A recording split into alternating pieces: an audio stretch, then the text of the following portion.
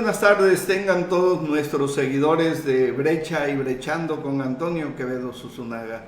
Muchas gracias, gracias por estar con nosotros y pues nos da muchísimo gusto poder estar aquí compartiendo contenidos, información y de todos los datos habidos y por haber que de alguna manera le pueden interesar. En esta ocasión quiero decirles que tengo un invitado muy especial, un maestro de la Universidad Autónoma de Sinaloa. También fue maestro en comunicación en la Escuela de Comunicación Social. Él es un filósofo, pero también es un periodista, un comunicador. Fue el director editorial del periódico Noroeste. Fue el defensor del lector. Él es nuestro amigo Rodolfo Díaz Fonseca. Bienvenido, Rodolfo. Gracias, Quevedo. Gracias, Toño, muy amable. Y muchas gracias a todos los que tenemos oportunidad de contactar a través de estos medios electrónicos que nos permiten estar en muchas partes al mismo tiempo. Quiero decirles que Rodolfo y un servidor, pues somos amigos de hace muchos años, pero también fuimos compañeros de trabajo. Vivimos el quehacer periodístico pues con mucha intensidad en todo sentido. Él fue un excelente director editorial, siempre marcó la pauta con un amplio conocimiento y bueno, el periódico en ese entonces tuvo un alcance extraordinario. Y dentro de esas actividades, Rodolfo siempre ha sido pues un filósofo, no estudió filosofía y ser filósofo en esta actividad y escribir de filosofía no es una tarea fácil. Y bueno, pues él tiene dos libros, Ethos. ¿Qué significa ethos, Rodolfo? Bueno, la palabra ethos viene del griego, que significa carácter, modo de ser, costumbre, incluso casa, habitación. Y lo que quiere significar es precisamente que es lo más profundo de la persona, lo que la caracteriza, lo que la hace ser lo que es. Por eso, de ahí viene también la palabra ética, que es el carácter, el comportamiento, la manera de actuar de cada quien, o de acuerdo de todas las virtudes que nosotros conocemos. Pues es muy interesante. Eso es lo que quiere significar ethos. Tú tienes dos libros, Discernir con calma y el otro es Discernir. Sí, cernir el alma, y discernir con calma. Son los últimos dos libros, ajá. Cernir el alma y discernir con calma. Pero en realidad, pues, de estas columnas que he escrito se han editado 6 libros. Uh-huh. El primero se llamó Aprender a Ser y el segundo Camino para Trascender. Después el tercero fue La Aventura de Vivir y El Arte de Convivir. Y estos últimos son precisamente, como decíamos, cernir el alma y discernir con calma. Porque primeramente hay que cernir, como cuando vamos a hacer una construcción. Cuando vamos a hacer una construcción cernimos la arena para que nos quedemos nada más con lo esencial y todo lo accidental, la basura, lo superfluo, se vaya. Uh-huh. Entonces nos quedamos con lo que realmente vale la pena. Eso es cernir. Uh-huh. Entonces hay que cernir el alma para que se desprenda de todo aquello que no le conviene para crecer. Uh-huh. Y después de cernir viene otro proceso que es discernir, que ya es entonces ver cómo actúo, por dónde me voy, qué camino elijo, cuáles son los instrumentos que voy a utilizar para poder salir adelante, etc. Ahora, ¿estas son definiciones religiosas o filosóficas? No, es filosofía. Y podríamos decir que filosofía de la vida, como algunos ya le están llamando ahora. Incluso en España hay un profesor, un maestro de filosofía que escribió un libro que se llama Filosofía de la Calle, porque la filosofía no tiene que estar encerrada en el ámbito académico, sino que la filosofía tiene que ser algo que se viva, algo que sea cotidiano, algo que te marque la pauta a ti para saber a dónde dirigirte, cómo hacer tu vida, darle un sentido a tu existencia. No es algo que un saber acá, nada más de los académicos que están encerrados en disquisiciones, en palabras raras o en términos místicos o esotéricos, ¿no? Rodolfo, ¿quiere decir que parte de ese quehacer lo hizo muchas veces Séneca, los estoicos, la misma corriente de la filosofía estoica, ¿no? Claro, los estoicos, y antes de ellos Sócrates también, ¿no? Sócrates que tenía el ideal de conócete a ti mismo, porque solo quien se escudriña, solo quien está viendo cómo está llevando su existencia es capaz de darle un sentido, ¿no? Pero los estoicos, como tú decías, precisamente recibieron este nombre por accidente. Ellos se reunían en una puerta, en un pórtico, que se llamaba la Stoa. Entonces, como eran los que se reunían en la Stoa, les empezaron a llamar, pues estos son los estoicos. Pero en realidad el estoicismo pasó a nosotros como una filosofía que habla de un concepto griego que se llama ataraxia. La ataraxia, que es la impasibilidad, la imperturbabilidad. Es decir, que los acontecimientos no te sacudan demasiado, sino que los sepas asimilar y tengas la entereza, vamos llamándole ahora en términos modernos, la resiliencia, para poder salir adelante de esos avatares, de esas dificultades, de esas adversidades que te presenta la vida. Oye, Rodolfo, ¿y cómo lo aplica la gente ahorita, en estos momentos? Porque mucha gente está leyendo, mucha gente está encerrada, mucha gente... ¿para qué le puede servir estas obras que son una guía de conducta, digamos, ¿no? Pues precisamente para no caer en la depresión, para no dejarse llevar por un fatalismo, por una resignación, por un no encontrarle sentido a su existencia. Recordemos, por ejemplo, aquel gran hombre que fue Viktor Frankl, que escribió la logoterapia. Él que dijo, hay que encontrarle un sentido a la vida, y él se la encontró en los campos de concentración. En el campo de concentración, él tuvo el motivo para salir adelante, y por eso dijo, quien tiene esto, quien tiene un motivo en su vida, es alguien que siempre sale adelante, no se detiene. ¿Por qué? Porque encuentra una razón de ser, y esto es lo que hay que buscar, el sentido de la vida. En esta pandemia hay que buscar el sentido.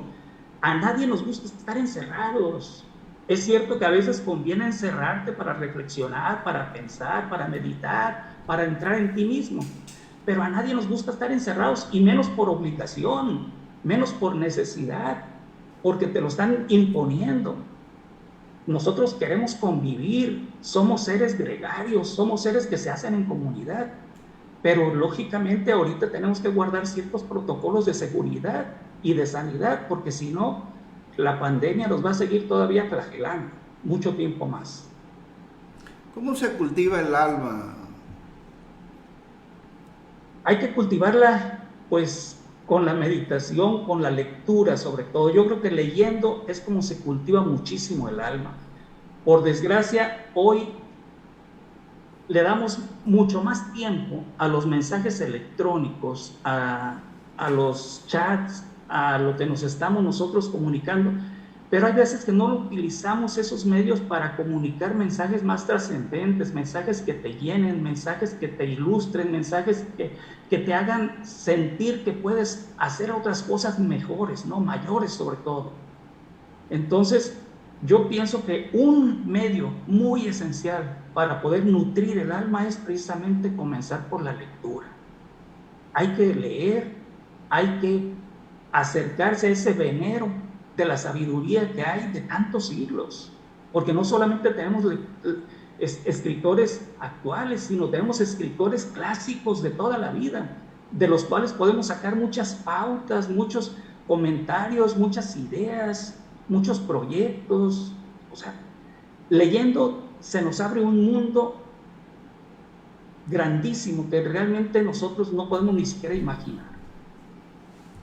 Rodolfo, los griegos fueron los grandes iniciadores de todo este análisis conceptual de lo que es la vida, el espíritu, y en aquel entonces Platón hablaba y daba a entender que el espíritu o el alma estaba preso en el cuerpo.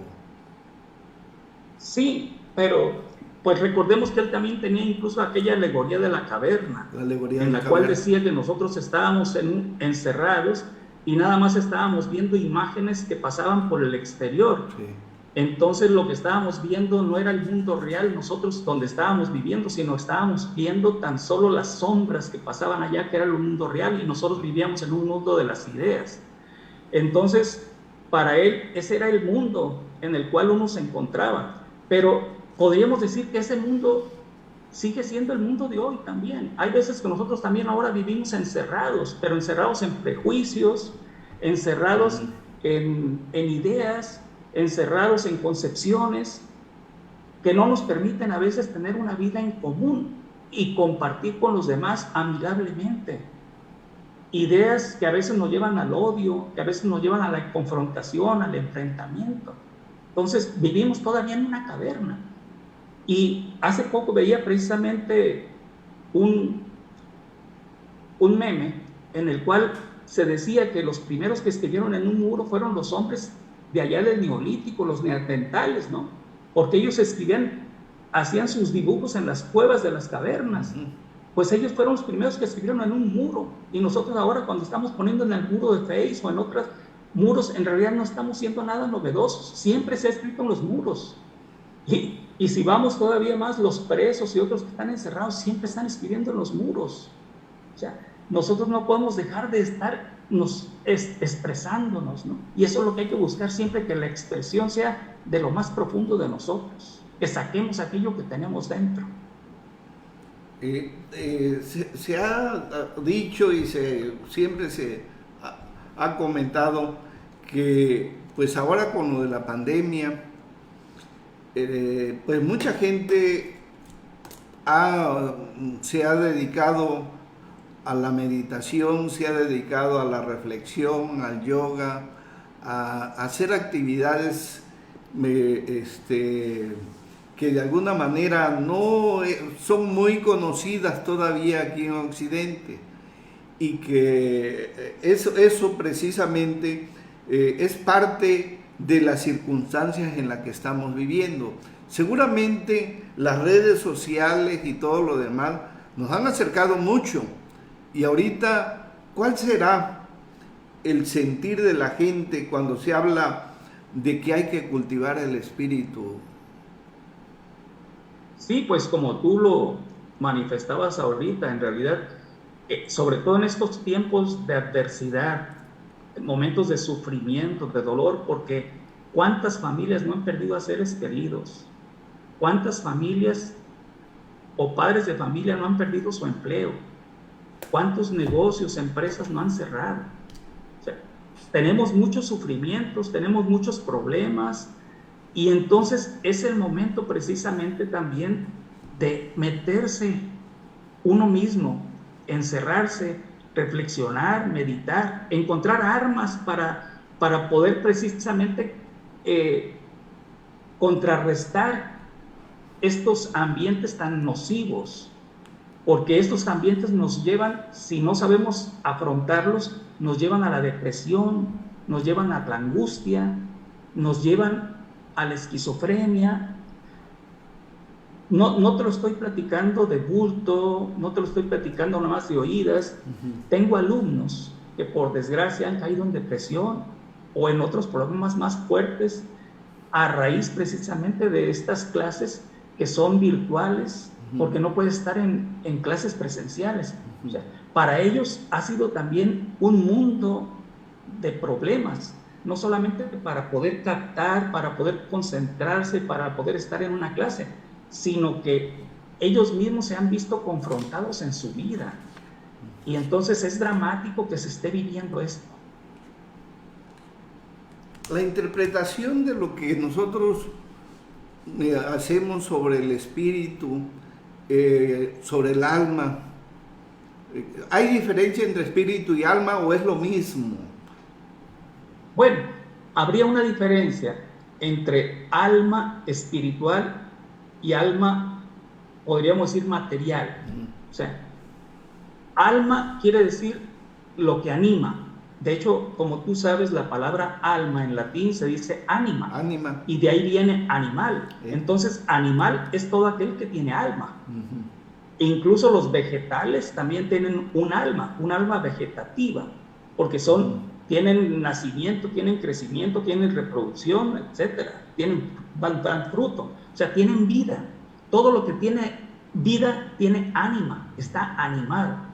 Pero claro que no toda ánima es igual. Hay almas que no pueden ser de la misma condición que el alma del ser humano.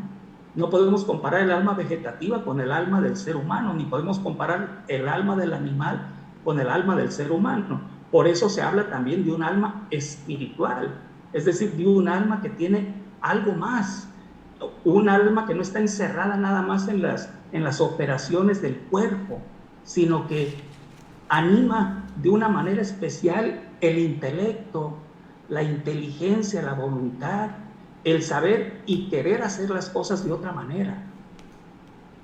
O sea, nosotros no estamos encerrados en una vida que ya está definida, sino que nosotros podemos definirnos. No somos animales que ya tienen, los animales nacen precisamente ya con muchas capacidades, y el ser humano, nosotros nacemos con mucha debilidad, dependemos totalmente de nuestros padres y de nuestros seres queridos para poder crecer y seguir adelante. Claro. Si a nosotros nos abandonaran recién nacidos, moriríamos. No es lo mismo que cuando abandonas a un animal recién nacido. Un animal recién nacido ya tiene cierta programación y él mismo puede salir adelante. No depende tanto de los demás como nosotros, los seres humanos, pero los seres humanos tenemos otras grandezas, a pesar de que tenemos también nuestras miserias. Por eso Pascal hablaba de la grandeza y miseria del ser humano. Y Max Scheler, el autor de la axiología de los valores, él hablaba precisamente de que había que buscar el puesto que ocupa el hombre, el ser humano, en el cosmos. ¿Cuál es el puesto del ser humano en el cosmos? Cosa que también ya te decía el Salmo 8 desde hace mucho en la Biblia.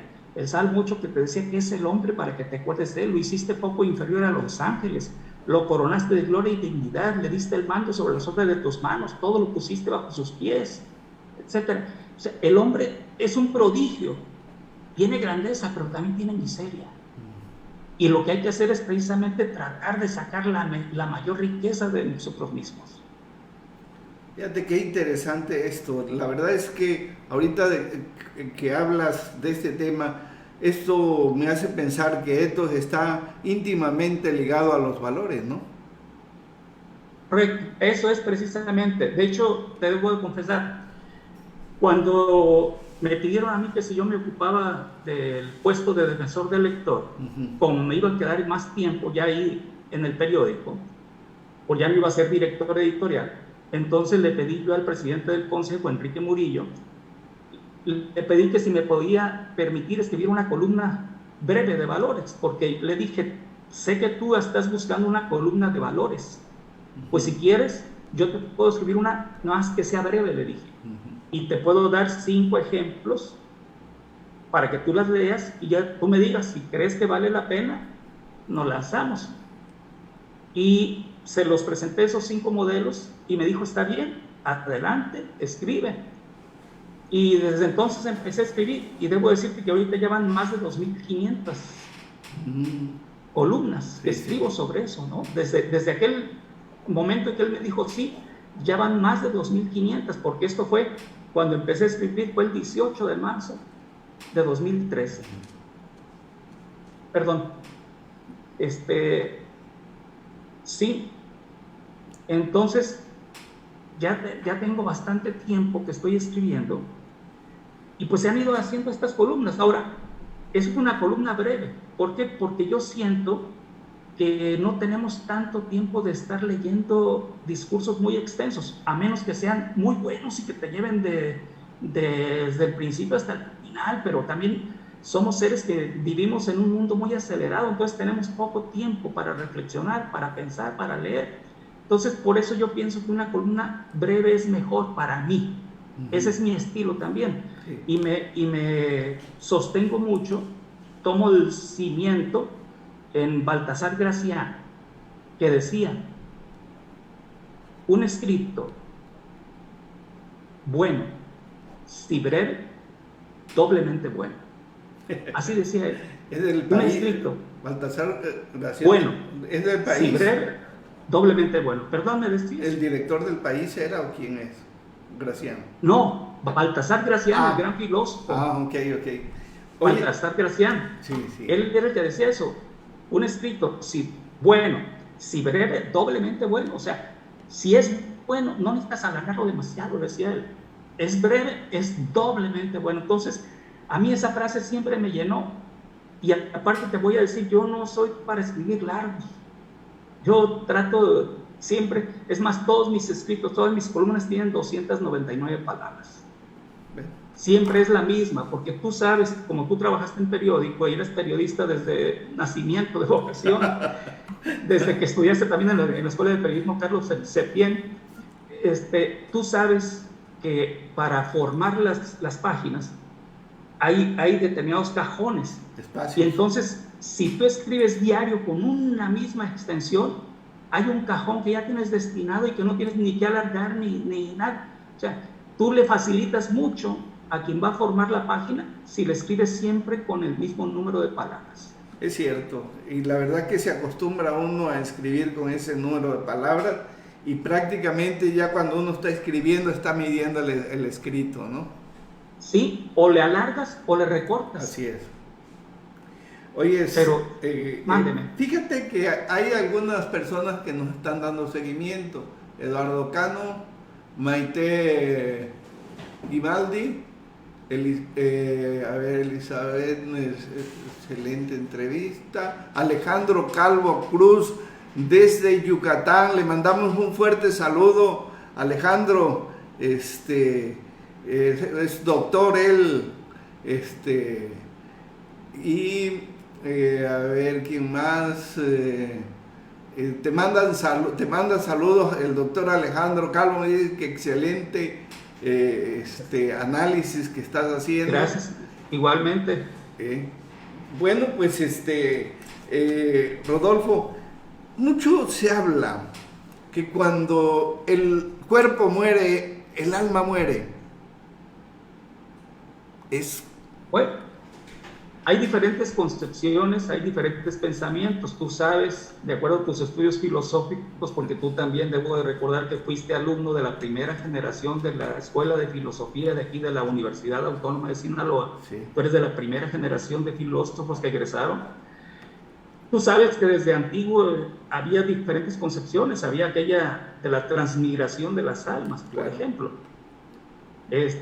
A veces se pensaba que si el alma de uno, si había sido una vida más o menos sublime, pues reencarnabas en un animal majestuoso.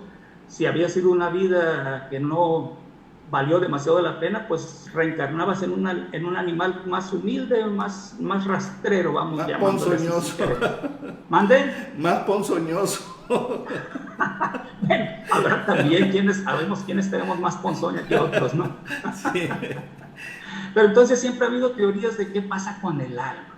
Si el alma se muere con el cuerpo, si el alma transmigra a otros cuerpos, si el alma se va al cielo, si el alma está en el paraíso, ¿dónde está? Pero en realidad todo esto surge porque el ser humano siempre se ha cuestionado y ha dicho, no es posible que este espíritu, que esta alma que yo siento, quede en la nada.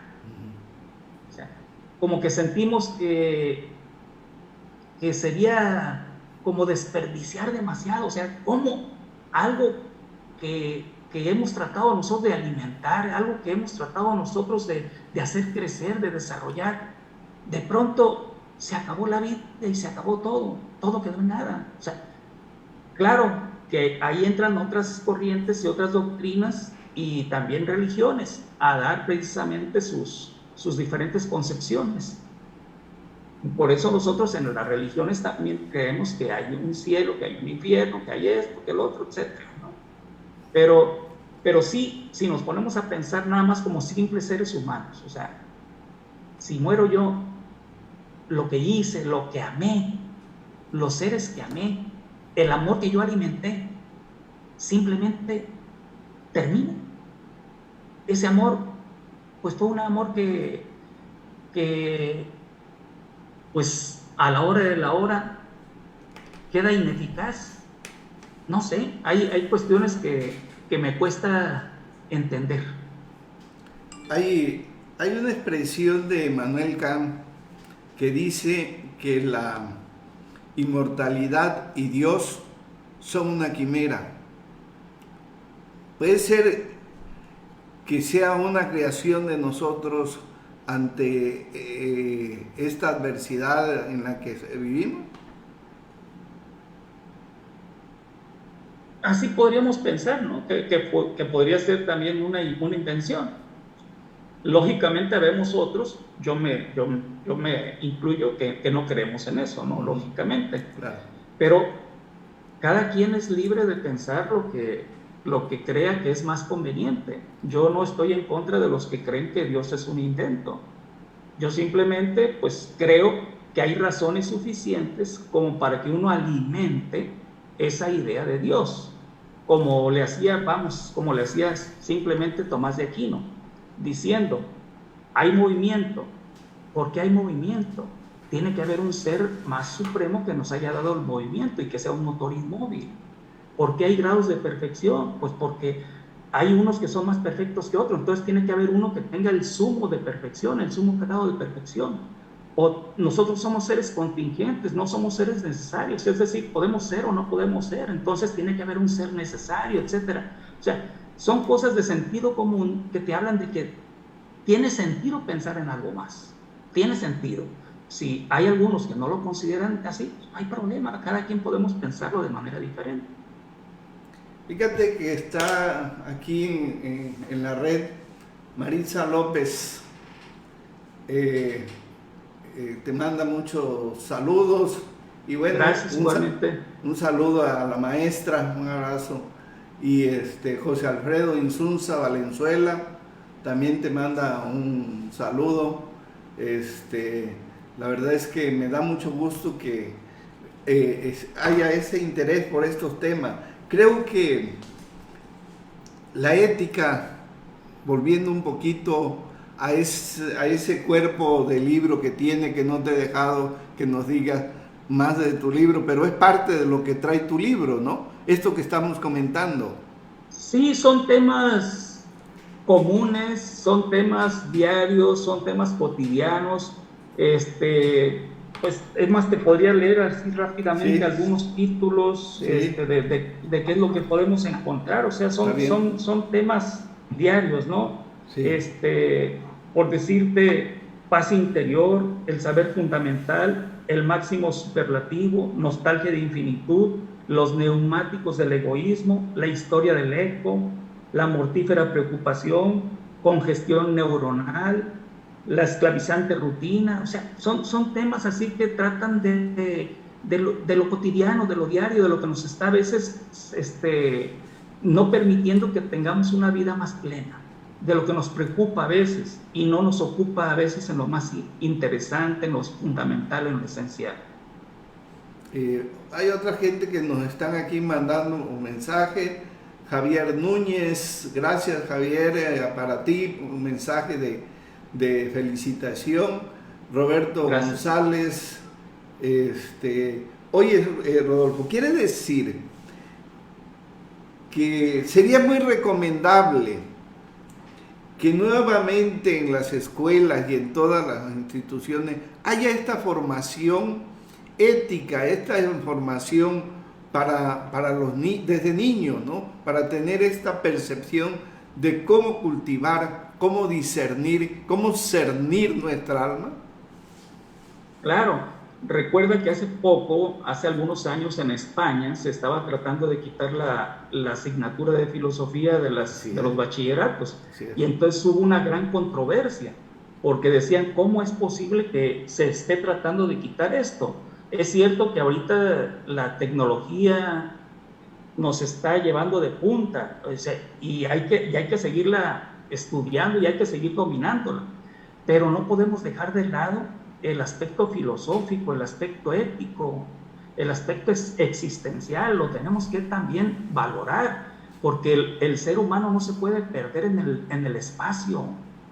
Sí, ahorita manejamos el ciberespacio, pero también hay que manejar el espacio interior, que es el más importante. Es como poner una comparación. El hombre está buscando siempre el espacio exterior, quiere ir a la Luna, quiere ir a Marte, quiere organizar ya los viajes interespaciales, sí, pero queremos mucho el espacio exterior y no buscamos mucho el espacio interior, que es el que también nos hace falta alimentar y construir, porque no podemos estar viviendo nada más de apariencias. No podemos estar viviendo nada más de lo externo. No podemos estar tratando de alimentar nada más nuestro cuerpo sin alimentar lo que tenemos dentro y que anima nuestro cuerpo. Pues es extraordinario y creo que esto que comentas, las autoridades educativas deben retomarlo con mucha seriedad, porque cada día que pasa vemos la necesidad que está buscando la misma gente de cultivar su espíritu, su alma, y creo que estos problemas nos llevan o nos conducen o nos motivan a ir a estas formas de pensamiento, ¿no? Claro, cuando yo estudié preparatoria, claro, alguien me va a decir, pues es que tú estudiaste preparatoria ya en la edad de piedra, ¿no? Bueno, cuando yo estudié preparatoria llevábamos filosofía, claro, introducción a la filosofía, llevábamos también etimologías grecolatinas y llevábamos ética. Tres asignaturas que eran fundamentales, porque las etimologías son las que nos explican por qué hablamos, cómo hablamos y de qué hablamos. O sea, la etimología nos explica cuál es el origen de la palabra, cómo surgió, qué significa, qué es lo que quiere decir, hacia dónde va. Entonces, es fundamental para poder hablar. Recordemos lo que decía Wittgenstein, que los límites de nuestro lenguaje son también nuestros límites de todo lo demás. Claro. Entonces, es fundamental las etimologías. La ética, que también nos daban introducción a la ética, sí, pero ya con eso te empezaban a hablar de lo que era la ética. Y la otra materia que es también introducción a la filosofía. Nosotros llevábamos un librito de Manuel García Morente. Sí, lo recuerdo. Te recordarás también de él. Sí. Era una magnífica introducción a la filosofía. Sí. Esa nos daban, y no nos la daba un filósofo, debo decirte, ¿eh? Nos la daba un maestro que no era filósofo, pero no importaba. Y ahí fue cuando yo empecé a escuchar lo de la caverna y la teoría de las ideas. Ahí fue donde fueron mis primeros esbozos de lo que era la filosofía. Claro, cuando yo estudié filosofía también debo decirte, porque debo de comprender también a los jóvenes, cuando recibí mis primeras clases de filosofía y me decían, oye, ¿qué es filosofía? Me preguntaban otros, y yo les decía, es el arte de enredar las cosas. ¿Por qué? Porque así me parecía en un principio, porque era un concepto con otro y uno decía esto y el otro lo contradecía con esto y el otro esbozaba otra teoría y luego venía otro concepto más, etcétera, ¿no? Entonces a veces tú sabes que están entre empirismo, racionalismo, utilitarismo y todos los ismos, ¿no? Oye, ¿qué pasó? Pues es el arte de enredar las cosas, no. Es el arte de tratar de desenredarlas porque estamos enredados. Y hoy sí estamos enredados porque estamos en las redes sociales. Entonces ahora estamos más enredados que antes. Oye, se advierte en este conjunto no en México, sino a nivel mundial, hay un aparente alejamiento a veces a las doctrinas religiosas, sea budismo, sea cristianismo, pero a lo que hay una mayor afluencia o tendencia es precisamente a estas reflexiones, a estas meditaciones, a estos análisis de introspección de espiritual o del alma, o como se quiera llamar. Quiere decir que esto esto rebasa cualquier posibilidad doctrinaria. Sí, sí, claro. Mira, no sé si recordarás aquí en Canal 3, aquí en Culiacán, Canal 3, sí. Hace años había un programa que se llamaba Introspección. Sí, sí me acuerdo. Por eso te digo, no es cosa de ahorita, no es cosa de ahorita, te lo traigo a colación precisamente para que recordemos. De eso hace más de 30 años, yo creo. De ese programa Introspección, en el cual se invitaba a personas, más o menos personalidades de aquí de la localidad, para que hablaran sobre algún tema que fuera precisamente para buscar la introyección, o sea, el ir dentro de ti para ver qué podías tú hablar de cómo mejorar tu vida. O sea, era un programa que existía hace mucho, no es de ahorita, en realidad, pero sí, el ser humano siempre tiene esa necesidad de estar ventilando su interior. Pues la verdad que los contenidos de tu libro son extraordinarios. Tus libros, ¿en dónde los encuentran, Rodolfo? Mira, están en el periódico Noroeste, ahí se pueden encontrar definitivamente, pero también hay en algunas librerías aquí, no estoy seguro si es en la Gonville, en la México, o sea, sí hay a nivel de las editoriales también en línea, creo que está en Amazon, y creo que estuvo un tiempo en la Gandhi también, no sé, pero se puede encontrar, en el periódico Noroeste de seguro sí, si lo requieren, ahí lo van a encontrar.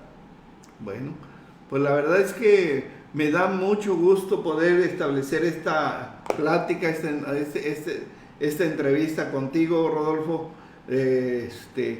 porque creo que es muy positivo que la gente conozca estos temas, se meta a analizar ante tanta desinformación, tanta basura que circula, no solamente en las redes, en los periódicos, en general.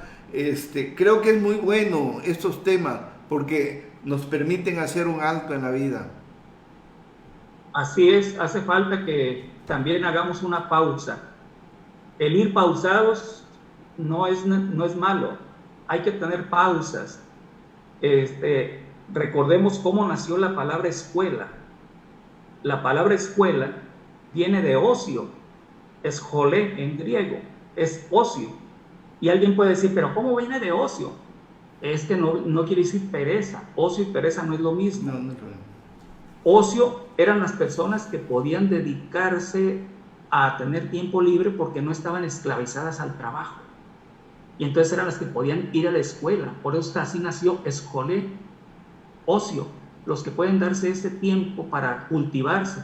En cambio, los otros que eran esclavos del trabajo porque eran obreros, porque eran artesanos, esos no tenían tiempo para ir a la escuela.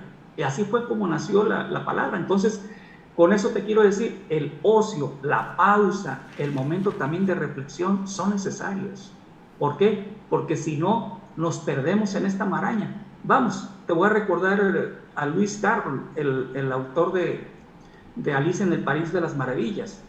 Cuando Alicia le pregunta al gato, ¿cuál puerta debe abrir para salir? Le dice, dependiendo a donde quieras ir. ¿Cuál puerta quieres abrir? Depende de lo que quieras ir, a dónde quieres ir. Y nosotros a veces queremos abrir en nuestra vida muchas puertas, pero no sabemos ni a dónde queremos ir. Entonces, ¿cuál puerta vamos a abrir? Excelente reflexión, y la verdad es que coincide con parte del título de tu libro, Discernir con Calma.